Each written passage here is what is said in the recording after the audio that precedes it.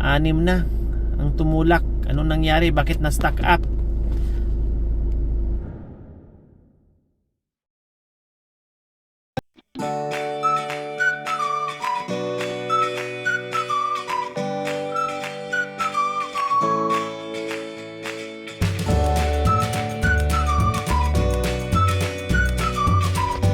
Magandang gabi po sa ating lahat mga kabayan.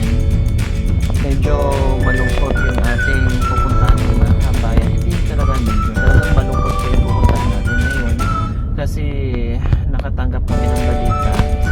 Isa ito mga kabayan sa natulungan natin. Na hindi na isang beses po mga kabayan. No? Pero napakalungkot ng balita. Natanggap namin kaninang umaga. Nasa kabilang bayan po kami. Nasa kabilang kabundukan po kami. Namatay daw po yung bata. No? Hindi ako nagakamali, mga 6 or 7 months na po. Anak po ni Muna at saka ni Eric kung mga kabayan. No, naalala niyo po na tinulungan natin ito nung buntis pa, hanggat nanganak, hanggat nakita natin yung baby niya. Tapos ngayon ang balita sa atin ay wala na. Ngayon umaga po natanggap natin yung balita. And then habang nasa kabilang bundok kami, kaya sabi ko, sige, puntahan natin kahit gabi na. Anong oras na? Alas 10 na po ng gabi mga kabayan. Susugod kami ngayon sa bundok at puntahan namin kasi nag-emergency po sila kaninang umaga.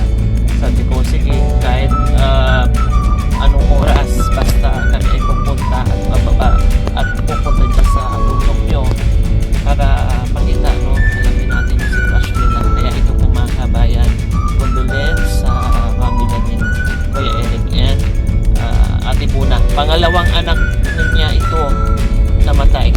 Unang anak niya ay namatay din po, no? Dahil nagkasakit din. Then ito naman pangalawa ay ganun din, nagkasakit din. Isinugod daw nila sa ospital.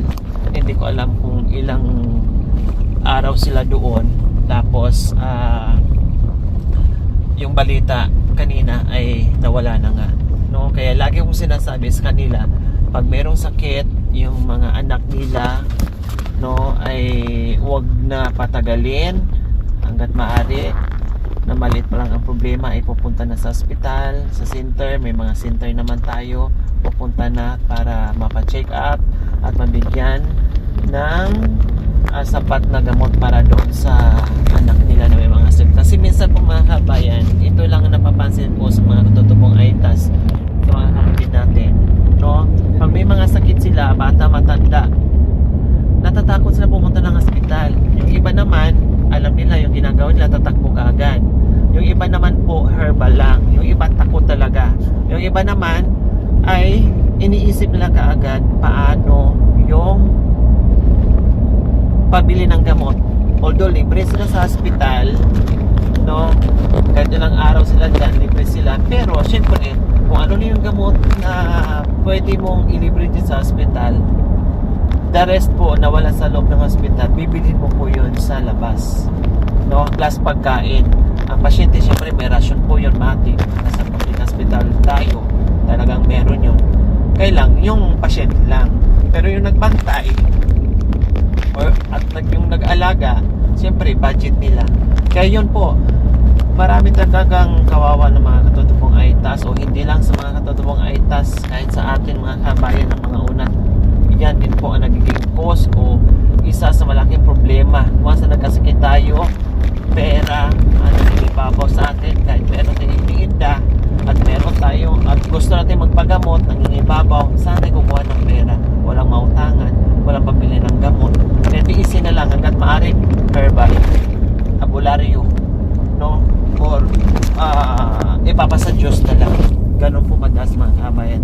Kaya tara, samahan niyo po kami mga kabayan dahil paakit pa kami ngayon ng bundok at kabababa lang namin sa kabilang bayan, no, sa kabilang bundok. At ngayon papunta tayo kay Kuya Eric and Ate.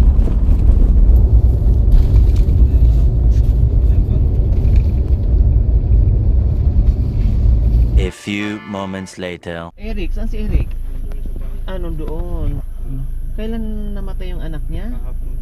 Kahapon ng gabi. Kahapon ng gabi namatay. Ilang araw na sa ospital? Okay, so wala si Eric kayo nagsundo. Okay, tara, sige. So ayan po mga kabayan, sinundo tayo. At ito, susunod tayo sa nag-guide sa atin. No, dahil sabi ko nga magpasundo dahil anong oras na mga kabayan, 10:40 na po ng gabi. So ayan po mga kabayan, medyo madulas ang daan dahil kagabi umulan. No, ganun din po doon sa kabilang bundok, umulan daw kagabi, super lakas. Kaya yung tour guide natin ngayon hirap sa single, no, dahil madulas po at medyo mabato.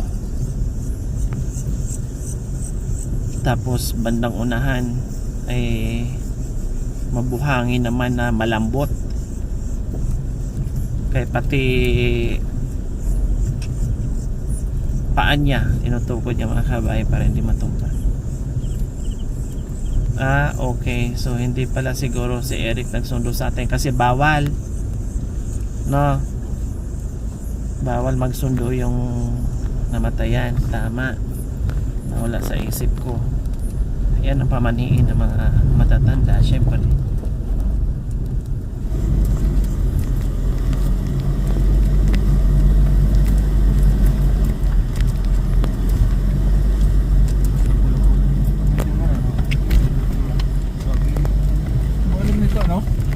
Sa tubig. Umulan ka gabi? Ulan nga kasi basa yung ano.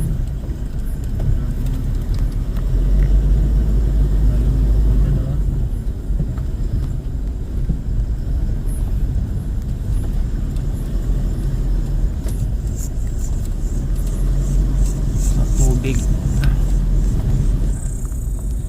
So ayan po mga kabayan, nakaakyat na tayo dito sa kagubatan. Ayan, muntik nang sumimplang yung ano, motor. Ay, kabay ka. Baka. Hinabol pati ng baka. So ayun po mga kabayan, no. Ay, hindi na makita. Oh, ayan.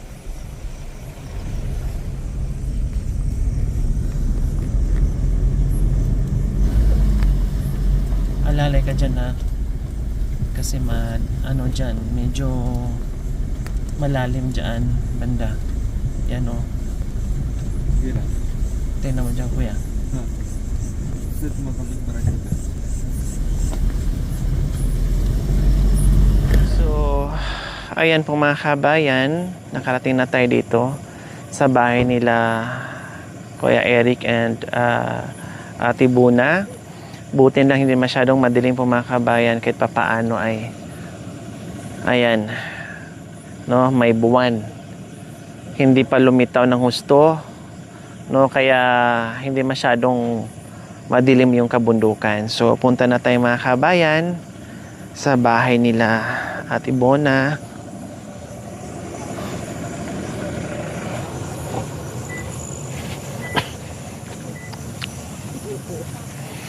Hello, magandang gabi. Ay, nakikita. Ito rin mga mukha nakikita kong manakaraang araw. Nandito rin kayo. Ang sarap ng tulog niya, oh. Oh, makikiraan ha. Magandang gabi sa lahat. Okay, disturbo kami. Hello, Nay. Magandang gabi. Hello, Kuya Eric. Nasaan si Ate Buna? Nandyan. Hello. Kumusta? Ilang buwan na ba ito? Ha? Pakilagay. Ate Buna, nung nakaraan, pagkikita natin, hawak-hawak mo pa yung baby mo. Opo. Nung nangyari? Bigla na lang po lumalaki yung tiyan niya po. Galing na po kami sa albularyo pero wala po sa nakikita. Biglang lumaki yung tiyan. Bakit daw? Ewan ko po. Tapos pumunta po kami sa ospital. 1 linggo po kami sa ospital. 1 linggo kayo sa ospital. Opo, wala naman po. Hindi po sinabi sa amin ng doktor na may sakit po yung anak namin. Hindi po pinakita sa amin yung screen. Baka daw mabigla po ako. O ano daw? Ano daw? Ewan ko po, hindi nila po pinakita yung screen. Ibig sabihin, yung resulta ng anak mo na lumaki yung tiyan, resulta doon sa x-ray o laboratory, hindi sinabi sa inyo kung ano. Opo. Ang sabi lang, baka mabigla kayo. Opo. Ngayon, hanggang ngayon, hindi mo pa rin alam? Hindi ko alam po. Hanggang ngayon, malaki pa rin ang tiyan ng baby nyo? Opo, malaki pa yung tiyan niya po. Kailan lang ito nangyari, Ate Bona? Bali, kagabi lang po. Kararating namin po galing sa ospital. Baling isang gabi lang po dito. Pagkatapos pumunta din po kami sa kagabi po sa albularyo. Tapos Dinala yun ng albularyo, dinala nyo din sa ospital. hindi po, umuwi na po kami dito. So, ibig sabihin, galing ka ng hospital, dinala nyo sa albularyo. Opo. O anong sabi ng albularyo? Sabi niya, huwag ka na babalik sa ospital, uwi mo na yung bata. Hindi ko alam kung mabubuhay pa yung bata. Yun lang po sinabi sa amin. Kumbaga nilabas nyo yung bata, pinalabas ka sa doktor o kayo na kusa ang nagsabi sa doktor na labas na lang kayo? Sila po nagsabi sa amin, biglaan na lang po. Pinalabas ka sa ospital o kayo? Sila po nagpalabas sa amin. Bakit daw? Umuwi na kayo. Bakit daw? Ewan ko po. Tapos sinabi Wala nila, nang pag-asa? hindi nila po sinabi sa amin. Sinabi nila sa amin, sa Biyernes babalik ka sa loob, check-up na yung bata. Okay. So, pinalabas ka, pero pinababalik ka rin ng Biyernes Opo. para ipa-check up. Parang ganon, follow-up check up. Opo, pero hindi nila po dapat sabihin nila sana sa amin na wala na pag-asa yung doktor. Dapat yun na lang po sana sinabi sa amin. Natapatin kayo na sabi na walang pag-asa. Opo. Pero wala po sila sinabi sa amin. Kasi nagbalita kanina si Eric sa amin, tumawag doon kay Ate Elsa na yun nga ay ganito ang nangyari, sinapit sa anak nyo. Kaya lang hindi kami makasugo dahil kami din ay nasa kabilang kabundukan din, nasa kabilang lugar. Kaya sabi ko, sige mamaya lang puntahan natin. Kaya kahit gabi, kahit pagod ang team, ay nandito pa rin kami pumunta. Kaya nga sabi ko, naghanap kami ng store, naghanap kami ng tindahan kung anong mabili namin na pwede initial na kahit papaano pang kape man lang ay mabitbit namin. Kasi nga, anong oras na? Alas 10 na, 10:30 na. Actually, mag-11 na, no? Kaya sabi ko, bahala na kung anong mabitbit natin, balik na lang tayo. Kailan ang libing? Bali sa Martes po, umaga. Martes ng umaga. Anong oras? Baka siguro alas 8 po. Alas 8? Alas 7. Alas 7 po daw. Alas 7. Malayo ba ang ano? Dito lang po sa taas. Malapit lang. So, sobrang aga, Alas 7. Tapos, may pang-pancho na? Wala pa po. O anong... Ito lang po nagtumulong sa amin. Sabi ko, lakasan ko na lang ako, sarili ko na para pumunta doon sa munisipyo? sa morgue. Nilakasan ko po sarili ko, nagtanong ako ng kataon niya. Ay tapos, bigla sana akong paakyatin. Ay naisip ko yung basa mo niya. Ay boss ka ako, pakiusap lang yung kahit 2 araw lang yung bata. Indikan nyo. Indika po yung bata. Pang 2 araw. Ang problema ay yung pansyon ngayon. May mga semento na. Wala pa po. Iniisa walang hollow block, semento. Wala po. Lunes na bukas.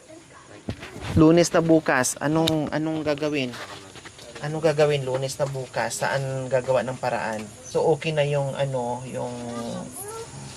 kabaong. Ang problema na lang yung paglalagyan sa Martes.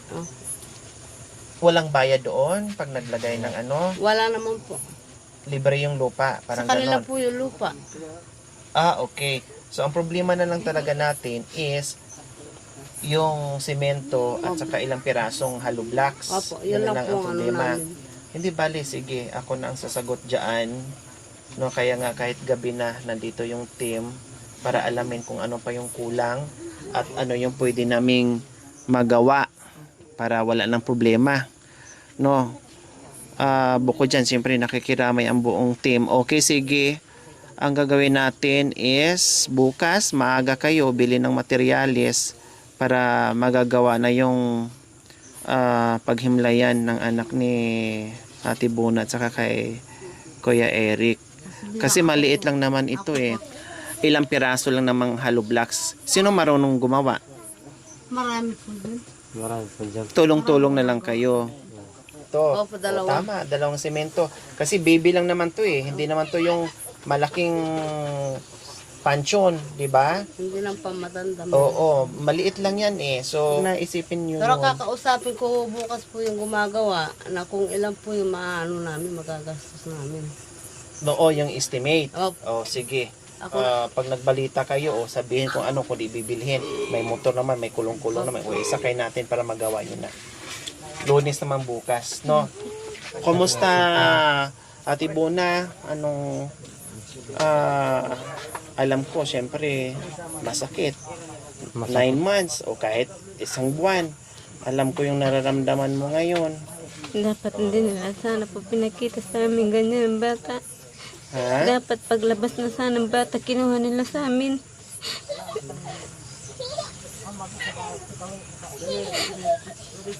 Ganun talaga, Ate Bon. Wala tayong magagawa, di ba? Dasal lang, pray. At siguro may purpose si God kung bakit kinuha niya. Ibig yung sabihin, sabi niyo ay sana noon na lang kinuha yung anak niyo na hindi umabot pa ng 9 months na medyo masakit sa inyo, parang ganun po. Opo. Saan pag lumabas sana kinuha na sana sa amin. Hindi na po sana ganyan ang laki.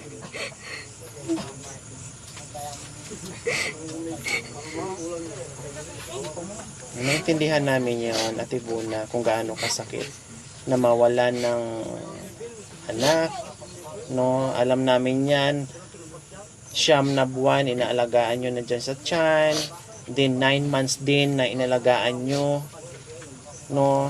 Hanggat lumaki siya at umabot nga ng 9 months, and then ito naman ang sinapit. Kaya nga lagi kong ina-advise na pag maliit pa ang problema, kailangan ay magpa-check up na, punta ng center, may mga hospital naman, public hospital na matakbuhan, no? Para hindi na aabot ng ganitong problema. Kaya lagi kong ina-advise yan kahit sino. Pag mayroon akong nakikita na may mga sakit yung mga bata, ubosipon, kahit ubosipon lang yan, pag once na tumagal yan at hindi nagamot, magiging komplikasyon, magiging malala. No? So, ayan, hindi ako makasilip. Nasa taas. Tapos ito mga kabayan, di pa nabinyagan, di ba? Nabinyagan na po. tapos na po. Nabinyagan na. Opo, sila po sana yung ininong niya. Sila bang dalawa ang ninong? Tatlo po Ay, kayo. tatlo kami? Opo. Nakalista. Ay, tumayo yung balahibo tuloy mga kabayan. Oo, kasi napag-usapan namin, sabi kasi na mag-asawa, ay akala ko nga ako lang ang ninong o ninang ditong bata. Tatlo pala kami ang nakalista. Tatlo po. Inaanak namin pala itong mga kabayan. No? Ang dami ko na itong inaanak. No, isa ito sa mga inaanak namin at hindi lang ako, halos buong team ay inaanak namin.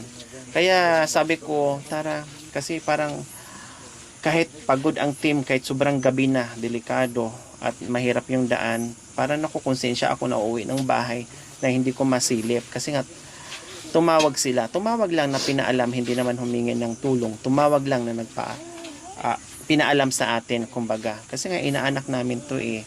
No, tapos, ganito ang nangyari. So, ayan, sa abot ng makakaya ng team, ay gagawin namin, no, para wala nang iisipin.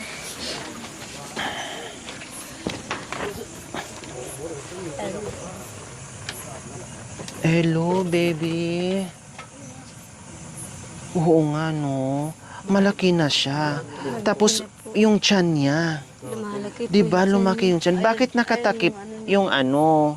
Bakit may nakatakip sa mata niya? Yung bulak. Bakit may bulak? Ewan ko lang. Pinapaalis nila po bukas umaga yan. Nakadilat ba siya? Opo, kanina po yung Okay. So, nagtaka ako kasi siyempre pag mga ganyan ay walang bulak. 'Di ba? So ngayon lang ako nakakita na may bulak. No, kaya pala may bulak mo mga kabayan kasi nakadilat yung bata. Siguro siyempre sa sobrang sakit siguro nararamdaman niya ay hindi na naipikit or naihaplos kasi dapat pag bagong dapat mahaplos man lang na ganyan. Ganyan po yung mga kabayan kasabihan nila. Tinanong po namin, madam. Nihinaplos yung ganyan. Talagang ayaw. Talagang ayaw bukas talaga. Kahit after nung binalsama siya, ay ganun pa din. Hanggang ngayon kaya may bulak. Nako, sorry baby ko. Malaki na siya, Buna. malaki na po.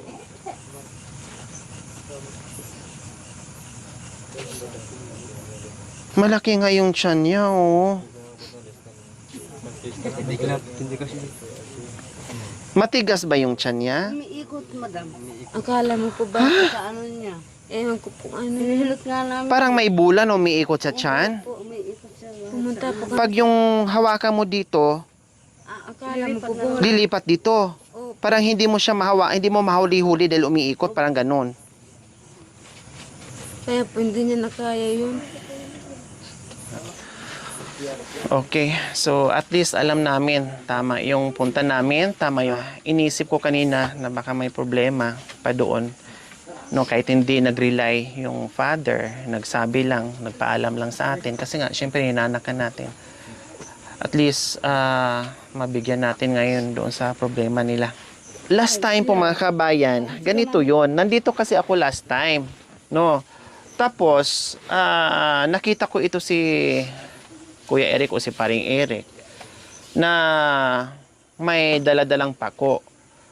Ang sabi niya sa akin, yung mag-ina ay nasa hospital. Lagnat. Yun lang ang pagkasabi sa akin, may sakit lang. Hindi naman sinabi na garabi o delikado pala yung kalagay ng bata. Ang akala ko naman, check up lang, ganyan, normal na sakit. Kasi ang dami nagkasakit ngayon, ubo-sipon, bata, matanda. Marami nagkasakit ngayon. Yun lang, ang pagkakaalam ko. Kaya yung pako niya na dala-dala niya, ako na nga bumili lahat. No, sabi ko, pinasobrahan ko na. Dinagdagan ko pa at nagbigay pa ako ng 500 para pang gastos-gastos niya sa hospital. Kasi nga akala ko ay uuwi lang yung ganyan. Hindi ko alam na nagstay pala sila doon na matagal. Tapos hinatid pa namin talaga mismo doon sa hospital para at least binili ko na yung pako, nagbigay na ako ng pocket money, tapos hinatid pa namin doon sa hospital para convenient sa kanya, no? Hindi ko alam na ganun kahirap ang dinanas ng anak niya. Tapos pangalawang balita, ito na. Nakakalungkot. Talagang ganyan ang buhay. Hindi mo lang pinaabot ni... Anong pangalan? Juana. Usapan nga namin nung hindi pa nabigyan sana ng pangalan, Lori, dapat pangalan dyan eh. No, kaya lang nabigyan na ng pangalan, hindi na pwedeng ulitin. Kaya ninong-ninang na lang sa mga anak, pati yung team. Malapit na ang Disyembre, ilang buwan na lang, hindi pa umabot. Regalo niya sa Disyembre. Sa bagay, pag nandito kami, nabibigyan naman. No, kaya lang, nung natapos ko na dito, siyempre nasa ibang lugar kami. Dahil hindi lang naman dito nangangailangan marami. Kaya, nung pagbalik namin, ito na ang sistema. Okay, sige, babalik na ako bukas, Eric, and Ate Buna, ha? Alamin ko yung tapos sagot ko na yung niyan para wala na kayong iisipin. Okay? Sige, dito na kami. Condolence, Ate Buna and Kuya Eric. Bukas na lang, ha? Okay. Tara, Karis. Hi. Good evening. O, magkape. May kape. Ha? Babalik na lang kami bukas. Opo, madam. Maraming kape. Tinapay. May tinapay. Magbitbit ako ulit bukas ng tinapay. Bakit nandyan kayo? Mga Dito kayo, oh. Mga marutos. Malamig. Malamago sila. Ha? Dudong! Dito na kami. Ipot. Oh! Nasaan si Ate Mayla? Ano po? Saan? Ah, nandito sa loob. Ito, kilala mo to? Ito, kilala mo? Win, may bayawa ka na? Wala pa. Sayang, may 2x2 ako dyan. 4. May 4 pala, para malakas sa tuhod. Taga saan yung... Kaya naman, kaya lang siya. Malalim sa kanan. Super lalim yan. Sige. Sige.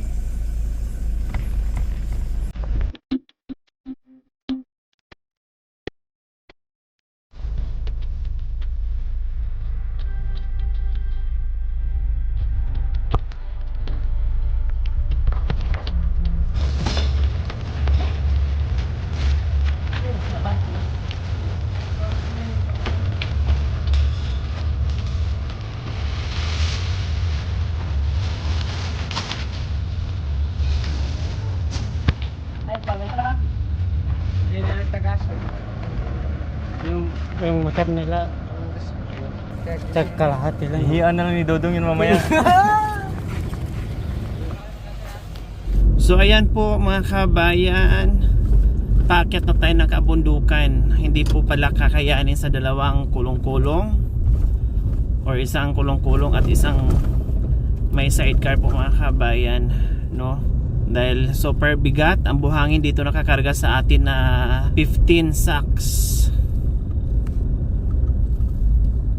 para isang ano na po, hakutan, hindi yung pabalik-balik din malayo ito mga kabayan. Dahil yung delivery ng hardware ay natatakot doon dahil matarik po mga kabayan. Hindi ko nga po alam kung paano itong mga kulong-kulong ngayon. Maraming ano dyan mga kabayan, halos lahat ng mga hardware pag mga ganyan, like kay Mami D, ganun din po, takot sila dahil super tarik. Baka mamaya bibigay, Diyos ko paano na lang, doon talaga pulutin sa bangin. Kasi may mga karga din tayo dyan, may mga karga tayong groceries at ulam at pang sopas nila mga kabayan para sa last night. Oh, naubusan na ng gas. Oh, ayaw ko mambio. Maluwang. Ano nangyari, Aris? Sira, cambio. So ayan po, nagpaggas po muna sila dahil kukunti na lang daw po yung kanilang gas. No, dahil puro tayo paakyat mamaya at rough road yung daan. Napakahirap. Madulas pa, kaya kailangan maggas baka matirikan.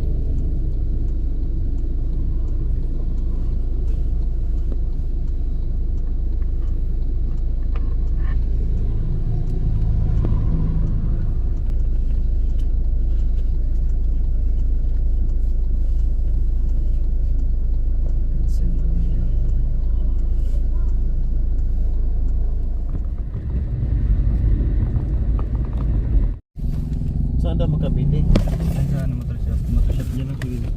Nasiraan yung ating kulong-kulong po mga kabayan. So bibili pa tayo ng pyesa para palitan natin, para makaakyat tayo, makauwi tayo mga kabayan. Diyos ko, pag mga ganito no, may instances talaga mga kabayan na kung kailan ka nagmamadali ay sasabay pa yung mga ganyan. Kaya bumalik tayo ngayon, pupunta sa bilihan dahil bibilihan natin yung pyesa na pang cambio, hindi ko alam, something like that. Dahil nakailang hinto na po mga kabayan, ganun pa din, mas mahirap po doon, kaya kailangan bilhan lang natin ang bago. Dito daw. Okay, tanong mo kung magkano.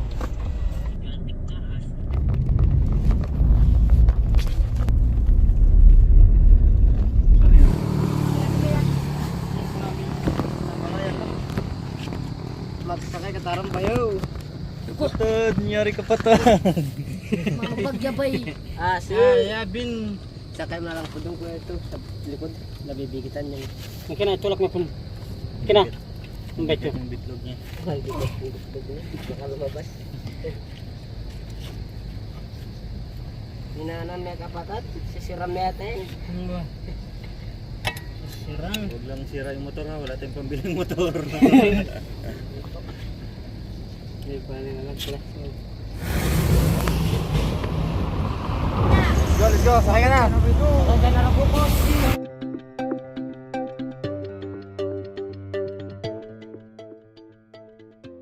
So ayan po mga kabayan, kailangan bumaba isa sa kanila, no, para maitulak dahil mabigat nga po yung karga nila.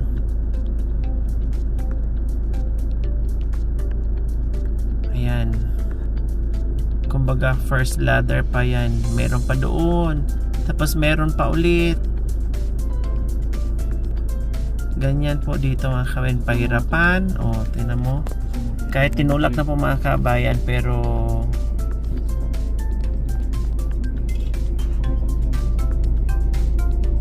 ayan, nag-call a friend dahil hindi kinaya, tulak ulit. Ayan, bumalandra na sa gitna mga kabayan. Hindi kakayanin kung isa magtulak, try natin sa dalawa. Ayun, sige. Ayan, sige. Oh, sige pa.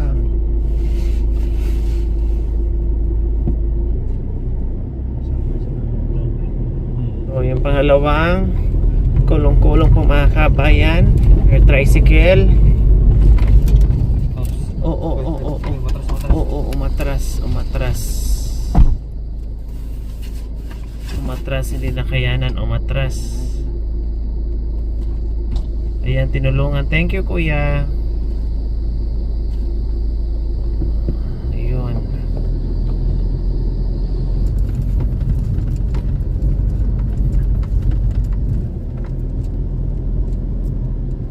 Palitan.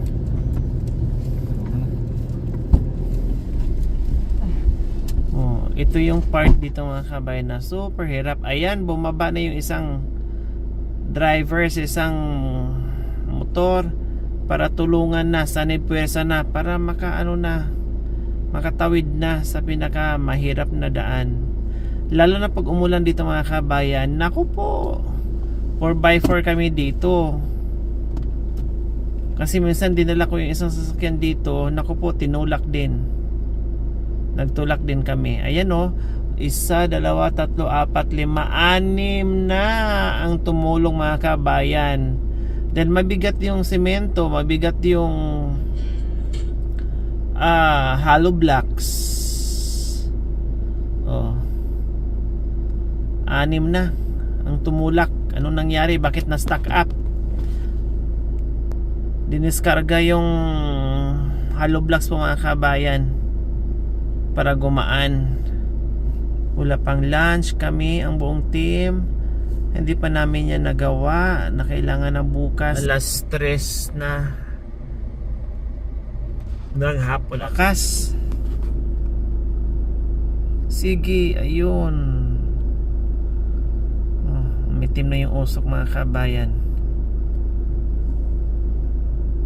Diyos ko, grabe pahirapan.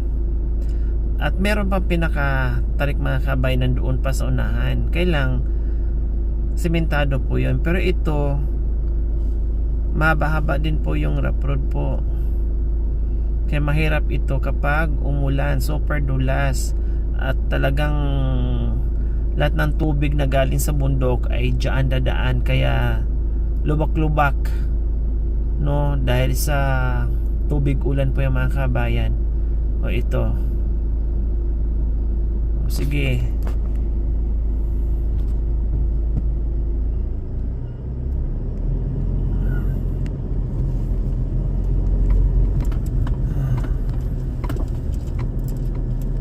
A few moments later. So ayan po mga kabayan, nandito na, no, at yung mga buhangin nandiyan sa likod ng pick up. Puno nga po yung mga kabayan, punong-puno. Binilikan yung karga ng isang motor.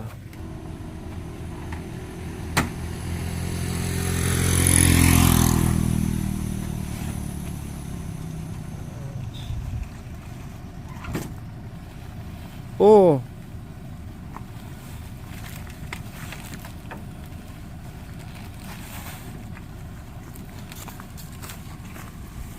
Dito, ito.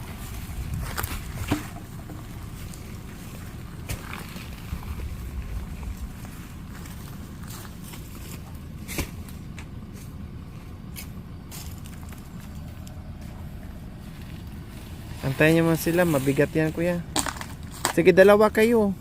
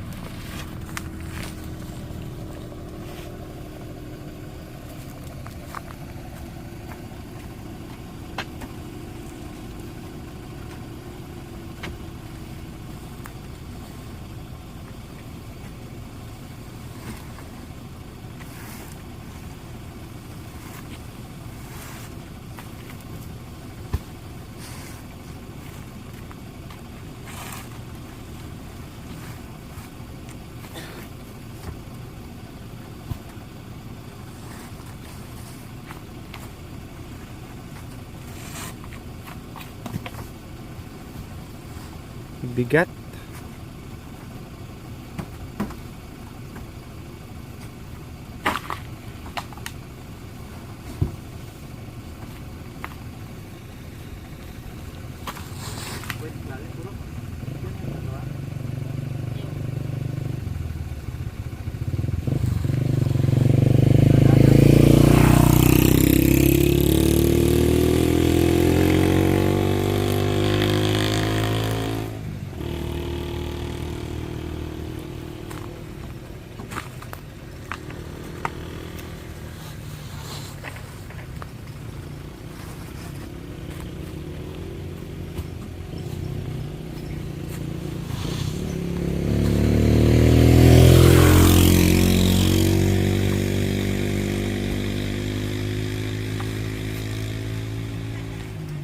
Ibaba na natin lahat yung 15 na sako ng mga buhangin na bigat, super bigat.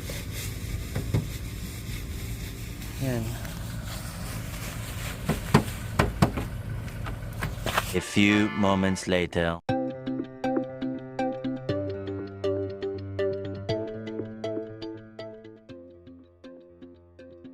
So ayan po mga kabayan, nandito po tayo muli kay Ate Bona and Kuya Eric kasi tumawag din sa atin na humingi ng kunting pabor po mga kabayan na pangkain nila sa last night. So mamaya na po yung last night po mga kabayan. Hindi lang sopas ang ibinigay natin kasi yun po yung request nila, sopas. Nagdala na rin po tayo ng pang-ulam nila, pang-dinner and groceries, no? Kape, tinapay, lahat gamit o pagkain sa mag-vigil mamaya po mga kabayan. So ayan, nandyan po yung ating mga isda. Tapos ito, bili na rin po ako mga kabayan ng mga disposable, no? Tulad nito, pang sopas, tapos paper plate, disposable cups and sporks para hindi na sila mahirapan. Siyempre, kahit papaano ay malayo sa kabihasnan, kahit papaano may ilang bahay dito, no, na kapitbahay nila ay pupunta dahil wala silang maraming gamit, no, very limited po yung mga gamit nila. Kaya nagdala na rin po kami para hindi sila mahirapan. Kaya tara po.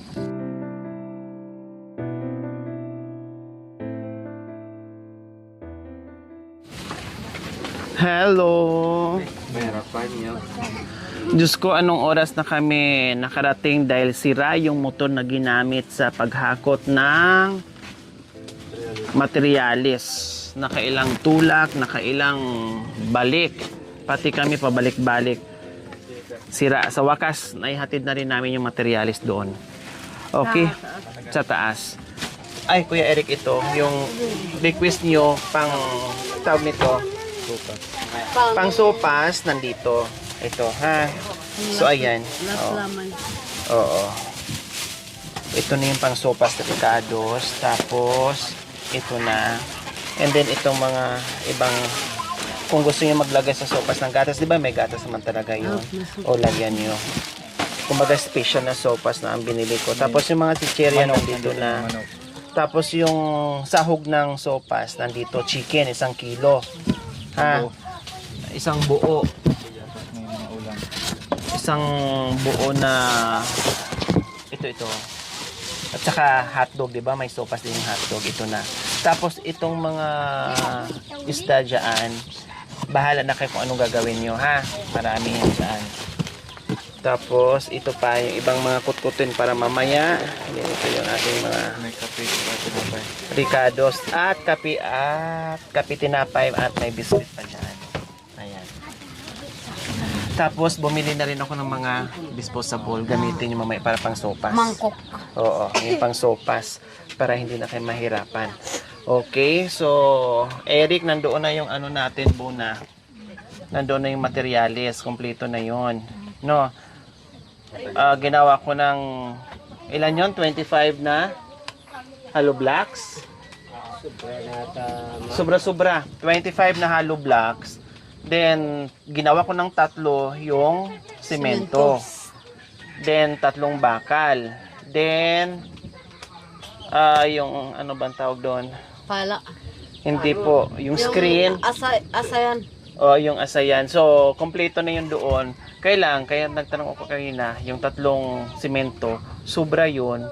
No? Kasi maliit lang naman ang gagawin. Maliit Unless lang lang kung malaki. Okay, Ate Buna. Wala nang iisipin. At Kuya Eric, relax ka lang. Buntis ka pala, Buna. Tama? Buntis na sundan. Ilang buwan? 5. Kaya sabi ko, ingat. Huwag masyado. Ganun talaga ang buhay, no? Bomba. Kailangan labanan, pray. Kasi baka masubrahan. Siyempre, sa iisip, masama sa iyo, nagdadalang tao kayo, baka maapektuhan yung Baby. pinagbubuntis nyo. 'Di ba? Another problema na naman. So, kontrolin lang, tanggapin kung ano yung binigay ng Panginoon, no? At mag-pray para malabanan mo yung problema na hinaharap mo ngayon. Ha, Buna, bawal pag sobrang stress ka ngayon dahil buntis ka pala, no? At 5 months na yan. So, 4 months na lang, manganganak ka na. Nagulat nga ako, buntis ka pala. O, basta mag-ano lang ha, wag lang masyadong mag-isip. Ingat lang para hindi ma-stress. Oo, Bawal.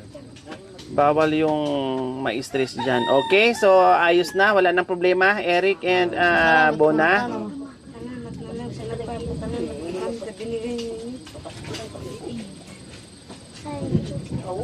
Okay na, wag ka nang umiyak para hindi mandagdagan yung ano mo, problema. Okay yan, no problem. Sabi ko nga, sa abot ng aking makakaya, magbigay kami, no? At wrong timing. Kumbaga, sabi ko nga, malapit na yung Pasko. Iba naman yung regalo na natanggap niya, no? Ganun talaga. Hindi natin alam kung hanggang kailan yung buhay natin sa mundong ibabaw. Kaya tanggapin na lang kung ano ang mangyayari at nangyayari sa atin. Okay, so Kuya Eric and Ate Buna, hindi na kami magtatagal dahil puro kami puyat. Anong oras na kami nakauwi kagabi? Galing dito. 1:30 ng madaling araw na kami dumating ng bahay kasi anong oras na rin kami dito umalis, no? Dahil talagang pinilit namin na mapuntahan bago makabalik ng Pangasinan dahil nga emergency para alamin ko yung problema. Okay, sige, bahala na kayo dito ha. Buna, yung ulam nyo, Maraming salamat, madam. walang anuman. Okay, sige, dito na kami, condolence ha. A few moments later.